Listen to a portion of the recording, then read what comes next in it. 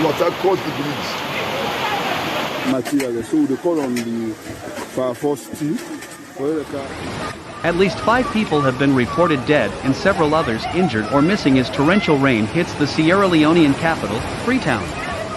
A heavy downpour that started early morning on Sunday, August 28, left parts of the city flooded, as residents are forced to abandon their homes in search of safer spots. Several buildings have been reportedly collapsed. A mudslide occurred in Looking Town, a suburb in Kissy in the east end of the city, where 5 people reportedly died when 2 houses were buried under mud. The Office of National Security, ONS, confirmed in a statement. Images shared on social media show volunteer youths digging to remove bodies and rescue people still alive from under destroyed homes. Residents in the community managed to remove 5 people from the rubble. 4 of them had already died and the remaining one, a child, aged 7, was rescued alive and taken to the Rokupa Government Hospital, the ONS says.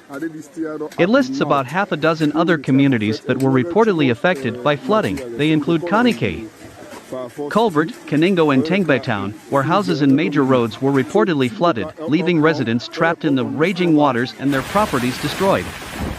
According to the agency, in Brook Street, a perimeter fence collapsed on a building which left some people trapped inside. And in Cassava Farm on Leicester Road, a building collapsed due to the rain. However, no casualties were reported there.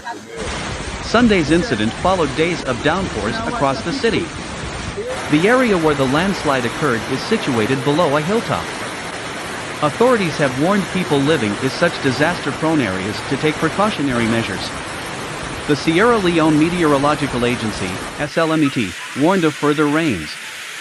It says that owing to the rainfall recorded for few days, the water level had increased in most areas and that it would result to flooding in most parts of the city. We hereby urge everyone to take the necessary precautions as advised by SLMET and NDMA National Disaster Management Agency, the SLMET said in a statement. The Communications Department of the NDMA did not provide any detail when contacted by Mano reporters. Meanwhile, there are concerns about the slow pace of official response to the disaster. By midday, only 4 of the bodies from the landslide had been removed from underneath the remains of the destroyed homes. Volunteer rescue workers were still struggling to remove the 5th body. And there was no ambulance available to take the bodies and injured to hospital.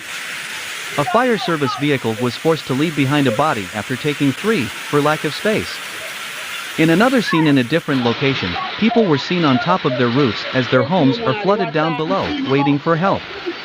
A major traffic was occasioned after uprooted trees blocked a major highway between Upgun and Ferry Junction in eastern Freetown.